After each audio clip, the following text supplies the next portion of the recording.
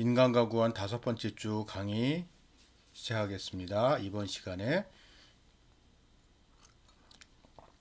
개혁주의 인간론의 저희 하나님의 형상이라는 것에 대한 신학적인 요약을 하는 시간을 갖겠습니다. 자, 하나님의 형상이라는 개념은 기독교 인간론에 가지고 있는 아주 특이한 요약입니다. 다른 종교들에선 찾아보기 힘든. 그러니까 여러분, 다른 종교들과 달리 기독교는, 그러니까 좀 더 정확히 말하면 기독교의 근원이 되는 유대 히브리 전통부터 시작된 기독교적 사고에서 인간에 대한 이해가 다른 종교들 내지는 다른 문화권과는 좀 다르고 다른 아주 특징적인 모습을 보여주는데, 그것의 근거가 되는 게 바로 하나님의 형상이라는 개념입니다.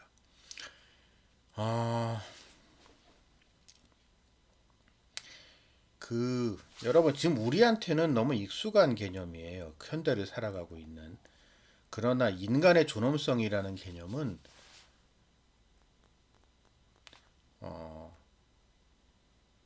우리 역사에서 아주 낯선 개념입니다.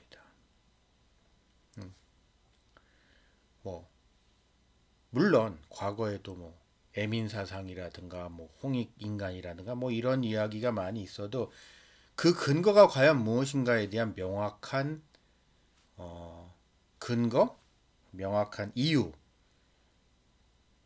논리가 없이 그 자체가 하나 선언적인 의미만을 가지고 있는 경우가 많았는데요. 기독교, 그리고 우리나라만 그런 게 아니고 다른 문화권에서도 마찬가지죠. 근데 기독교 내에서는 그 사람을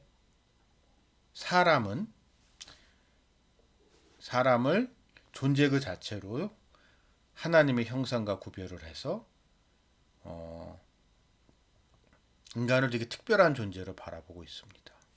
예를 들어서 여러분, 우리가 잘 알다시피 다른 문화권, 대표적으로 힌두 문화권이나 그런 데에서는 어느 동물이 더 사람보다 귀한 대접을 받잖아요. 태국도 그렇고. 내지는 경우에 따라서는 어떠한 조직이라든가 이런 게 한 사람의 개인보다, 그러니까 한 사람의 개인은 없고 거기 하나의 부속물로서만 존재하는 그런, 아니면 그 한 가족, 한 가문, 한 부족의 구소원으로서의 인간을 이해하는데, 기독교는 특이하게 하나님과 직접적으로 형상되는 인간을 이야기하고 있습니다.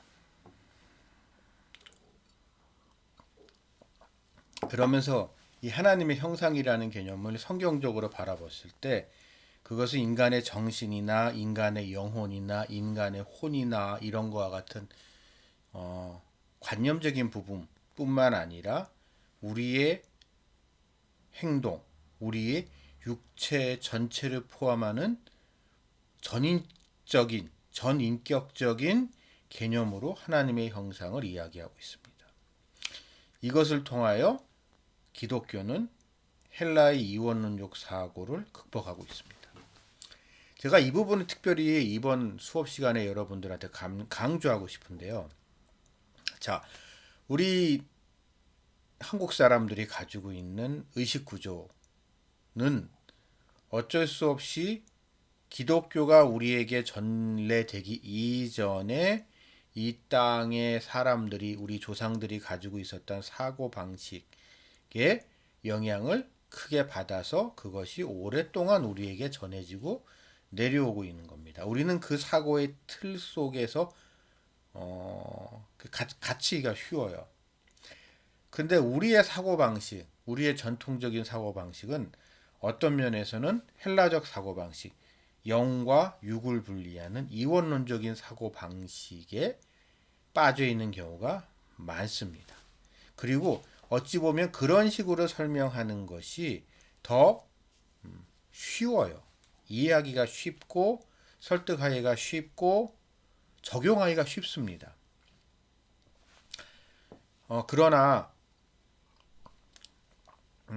여러분들이 우리가 명심을 해야 되는 거는요. 여러분 절대 기독교는 이원론적인 사고 세계관을 제시하는 종교가 아닙니다.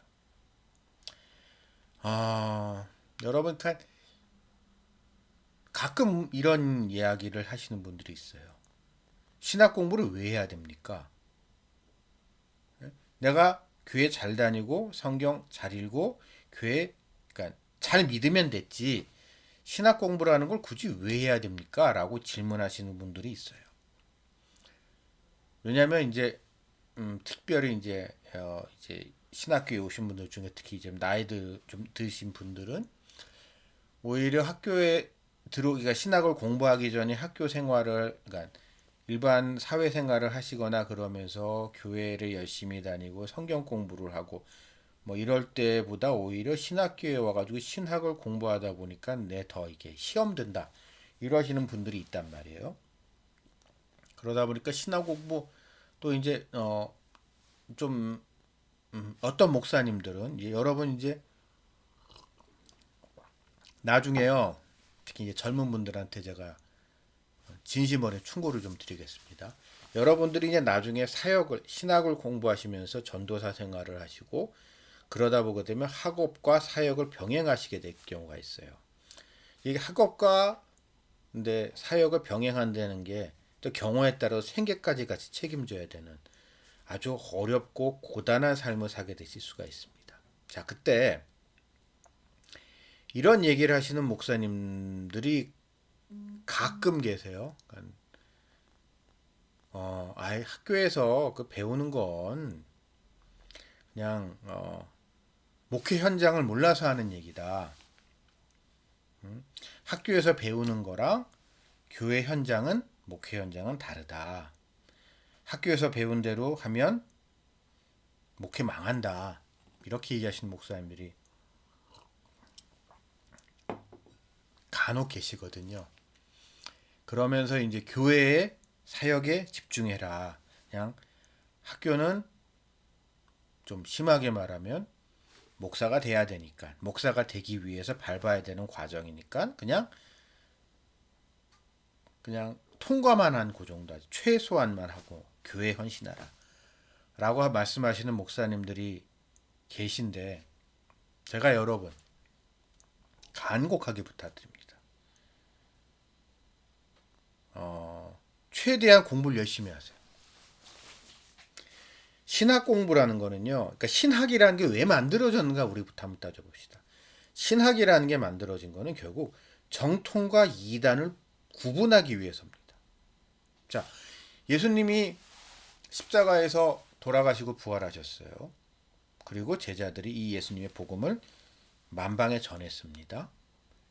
그래서 사람들이 예수님의 이 복음을 전해 듣고 많은 사람들이 이제 믿었지만 문제는 많은 그러니까 적지 않은 사람들은 기존의 자기의 고정관념이 있잖아요. 고정관념 속에서 예수님을 믿었습니다. 그러니까 자기 스타일대로, 자기 스타일, 자기한테 익숙했던 그 전통 속에서. 자 그러다 보니까 서로 다른 전통이 충돌하게 되는 거예요. 서로 다른 해석이 충돌하게 되는 거예요. 그러면서 교회에 분란이 일어나게 되고 이 와중에서 뭔가 이렇게 정리를 할 필요가 있는 거고 그래서 등장한 사람이 누구죠? 사도 바울이거든요. 사도 바울. 그러니까 사도 바울이 최초의 신학자입니다.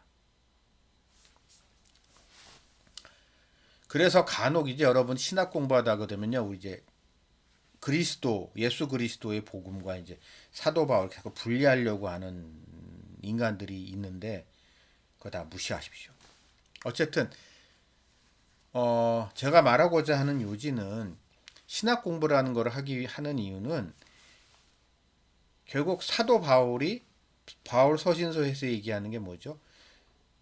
예수님의 12제자와 같은 베드로와 같은 사도들 예수님을 직접 만났고 부활에 증인된 사도들이 전한 그리스도의 복음이 왜곡되는 것을 막기 위해서거든요. 왜곡되는 게 결국 뭐예요? 이단이란 말이에요. 이단과의 투쟁, 그러니까 이단과 투쟁하기 위해서는 무엇이 정통이고 무엇이 이단인가를 정확하게 분리할 필요가 있단 말이에요. 근데 그것이 바로 신학의 역할이란 말이에요. 여러분들이 신학을 정확히 공부를 하지 않으면요, 여러분들이 이단과 정통을 구분하기 힘들어지고 본인이 의식하지 못한 상태에서 이단적 생각을 하게 되고 경우에 따라서는 그게 시간이 지나면서 점점 이렇게 강화된다고 해야 되나요? 강화되는데 그 중요한 이유 중에 하나가 이원론적인 사고방식입니다. 영과 육을 구분해서 생각하는. 그러니까 한국 교회에 퍼져 있는 이 아주 나쁜 풍토 중에 하나가 영과 육을 분리해서 생각하고 하면서 영적인 것이 이게 더 수준 높은 거, 영육을 이렇게 구분할 뿐만 아니라 차별하는 이런 상태가 벌어진단 말이에요. 그러다 보니까 이제 뭐 나는 그러니까 한국의 모든 이단들 있잖아요. 제가 이제 전에 한동안 이단에 관심이 좀 있어요. 한국적 이단, 한국의 토종 이단들에 대한 거에 관심이 좀 있던 적이 있거든요. 그래서 제가 신대원 다닐 때 학교 도서관에서 문선명을 비롯한 우리나라 주요 그 토종 이단들의 책들을 원리강론부터 시작해가지고 다 독파했던 적이 있어요. 그러면서 그 한국적 이단이 무언가 가지고 있는 특징, 그리고 한국적 이단이 왜 한국에서 이렇게 사람들한테 맥혔을까, 통했을까, 왜 사람들이 거기에 혹했을까를 보게 되면 영과 육을 분리하고 영적인 권위를 내세우면서 결국 그 육체는 하잘 것 없는 것 이런 식으로 하면서 사람들이 현혹시켰던 거고, 그게 처음에는 그럴듯해 보이지만 결국 시간이 지나면 꼭 문제를 일으키는 거거든요.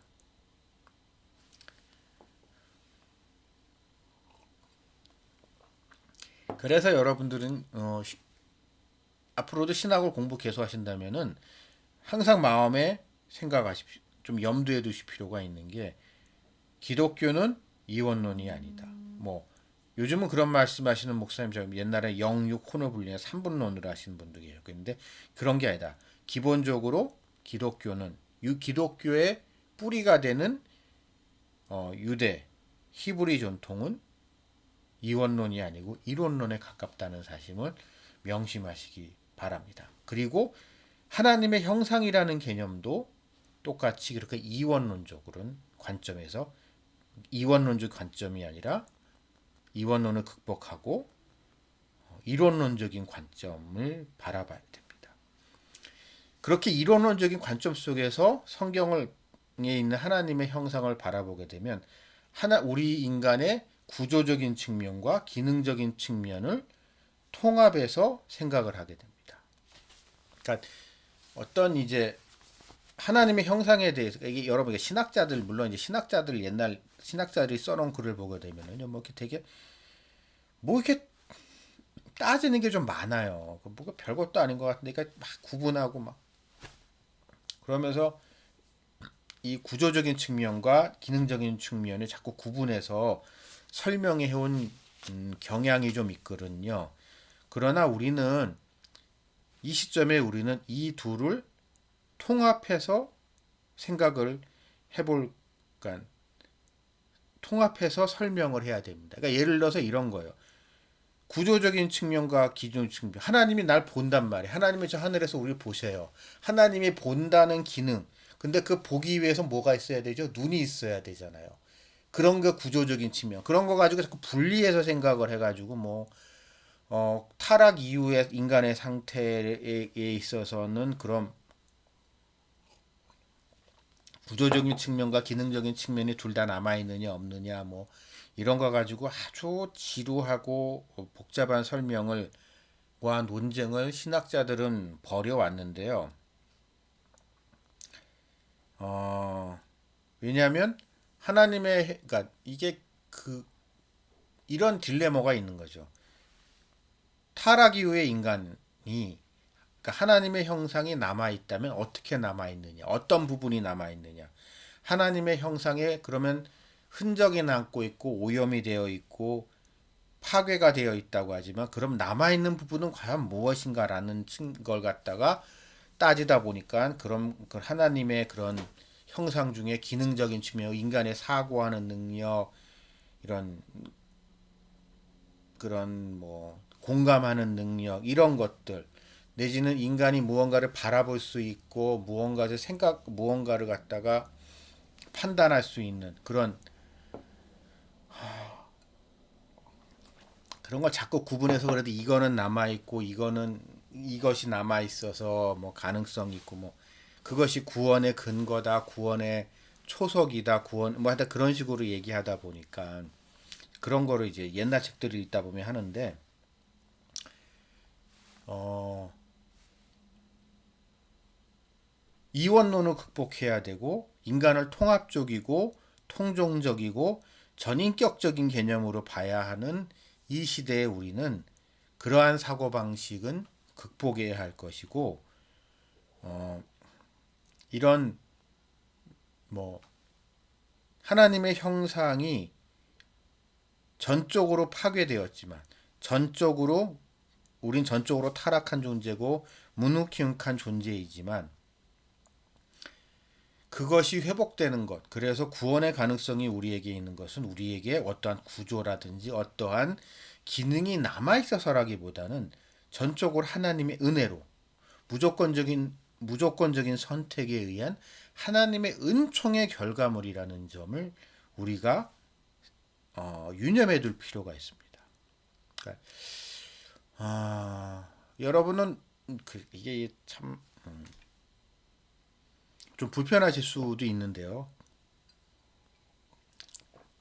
저는 인간의 가능성이라는 부분에 대해서 좀 부정적입니다. 이거는 그가 잘났고 못났고 많이 배웠고 못 배웠고의 문제가 아니고요.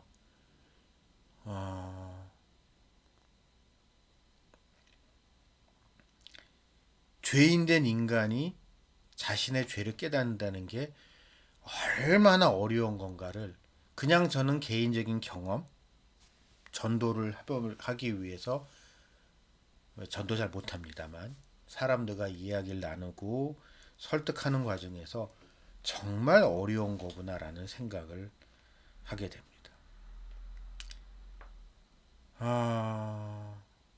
그러면 우리가 하나님의 형상이라는 부분, 우리 안에 있는 하나님의 형상을 어떻게 할 것인가라는 문제, 무엇을 우리가 일깨워야 할 것이고 무엇을 바라봐야 할 것인가, 아니면 사람들에게 어떻게 복음을 전할 것인가, 어떻게 사람들을 구원의 길로 인도하실까 라는 질문에 있어서 성경은 우리에게 중요한 힌트를 주고 계신다고 생각합니다.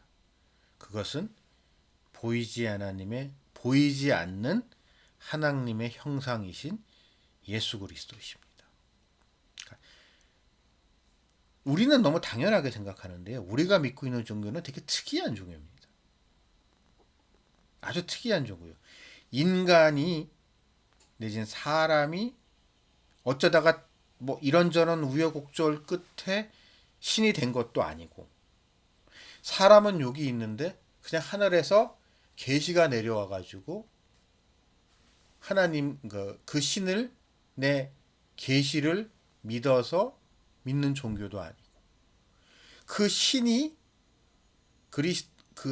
자기들이 믿는 하나님이 원래 계셨던 그분이 이 땅에 오셔서, 우리 인간과 같이 이 땅에 오셔서, 우리 이 땅에 살아가는 이곳에 오셔서 하나님이 인간이 되셔서,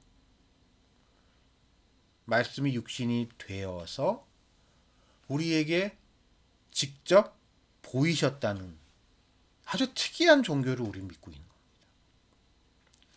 그리고 그 점을 사도 바울은 보이지 않는 하나님의 형상이신 그리스도라고 하면서 말씀하고, 우리가 믿어야 되는 것, 우리가 바라봐야 하는 것이 무엇인가를 분명히 설명해 주고 있습니다. 근데 이 그리스도는 어떤 분이신가? 결국 기독교라는 건 그리스도교잖아요. 그럼 우리의 믿음의 대상인 그리스도가 과연 무엇인가라는 이게 어찌 보면 전부일 수 있는데요.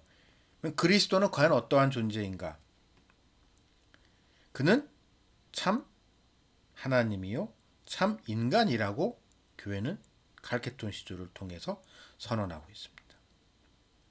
그리고 이 둘은 혼합되거나 변화되거나 구별되거나 분리되어지지 않고 영원토록 언제나 함께 하신 존재라고 우리에게 말씀하고 계신 거죠. 이게 여러분 별로 중요하게 안 와닿을 수 있는데요. 이런 인간 만약에 그리스도께서 인간이 아니다. 하나님일 뿐이고 그냥 하나님이 그냥 저 하늘에 계셨던 하나님이 그냥 둔갑술 같이 강림해서 무슨 강림을 해가지고 이 땅에 뿅 나타나서 사람들한테 그냥 보였다. 사람을 가르쳤다. 라고 한다면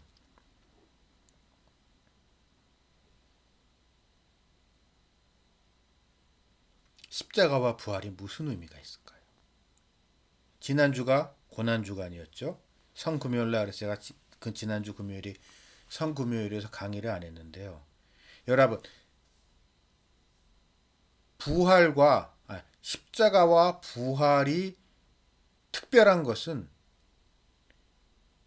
예수 그리스도께서 인간이셨기 때문이거든요. 인간이셨기 때문에 진짜로 죽을 수 있었던 거고 진짜 죽었기 때문에 부활할 수 있는 거거든요. 신이라고 생각해 보시죠. 신성만 있는 존재라고 생각해 봅시다. 신이 어떻게 죽습니까? 신은 죽을 수가 없는 거잖아요.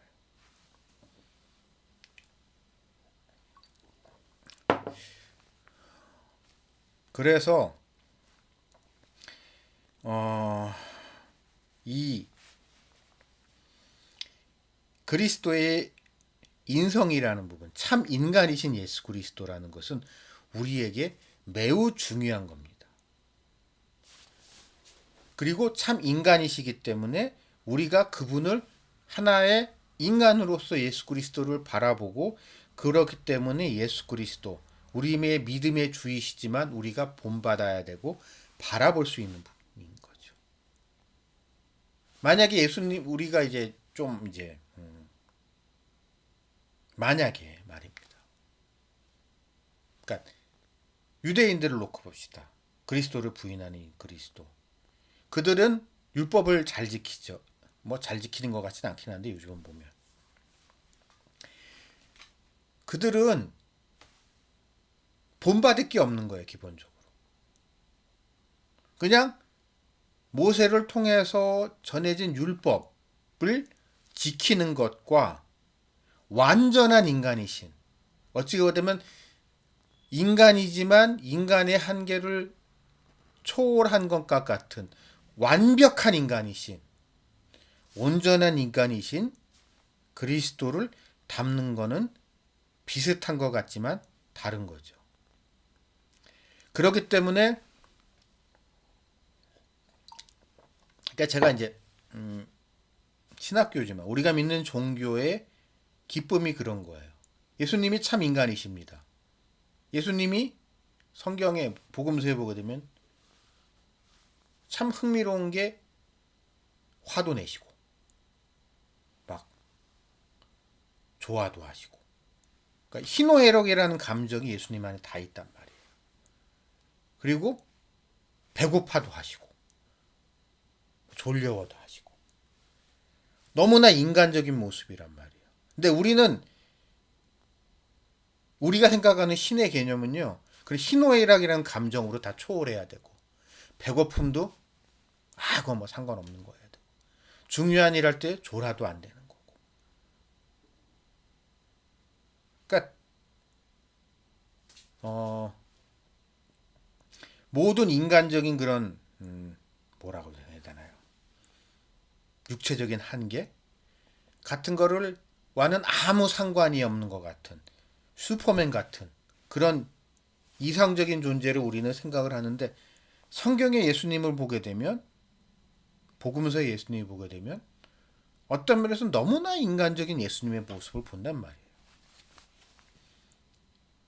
그런 모습을 보면서 또 한편으로는 예수님은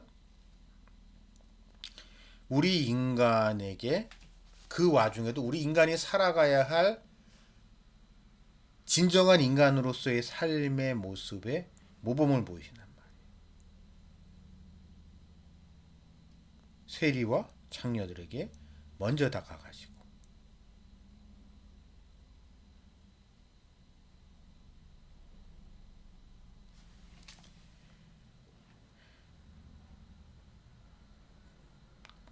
그런 예수님의 모습을 우리가 그러니까 그런 예수님의 모습을 성경에서 볼 때 그런 인간적인 예수님의 모습을 우리는 성경에서 보면서 그러나 그런 십자가를 마다하지 않으시고 또한 십자가에서 고통받으시는 예수님 그러나 무덤을 이기신 예수님을 바라발 그 보면서 믿음의 주에 온전케 하시는 예수를 바라보면서 살아갔으면 좋겠습니다.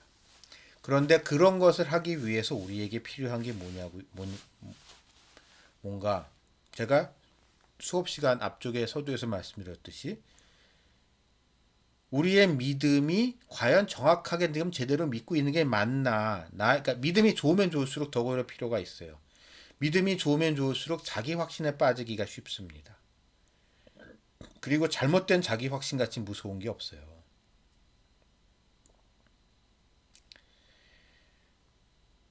잘못된 자기 확신.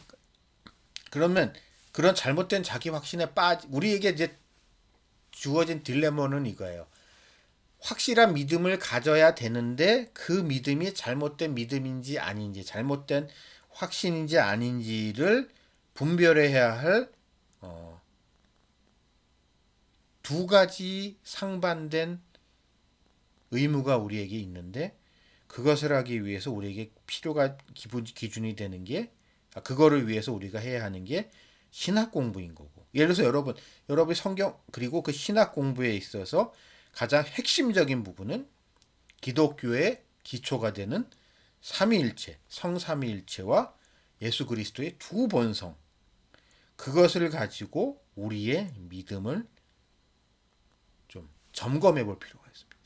우리가 성경을 읽을 때 성경을 내가 정확하게 해석하고 있는 게 맞나 아닌가 스스로 점검해 볼 필요가 있고 그 점검하는 데 있어서 기준은 이 삼위일체론과 두번성 이론, 두번성 교리 이 두 가지를 가지고 여러분 본인의 신앙을 점검하시기 바랍니다. 그래야만 특히 교회 생활을 오래 하신 분 믿음이 좋다고 생각하시는 분들일수록 한 번쯤은 그리고 앞으로도 그런 점을 늘 염두에 두시기 바랍니다. 그리고 그러한 끊임없는 자기 점검을 통해서 우리는 보이지 않는 하나님의 온전한 형상이신 말씀이 육신이 되신 예수 그리스도 그분을 바라보면서 우리가 어떻게 하루하루의 삶을 살아가야 될지 내 자신을 어떤 모습으로 만들어 갈지를 점검할 수 있는 시간을 가지게 됩니다.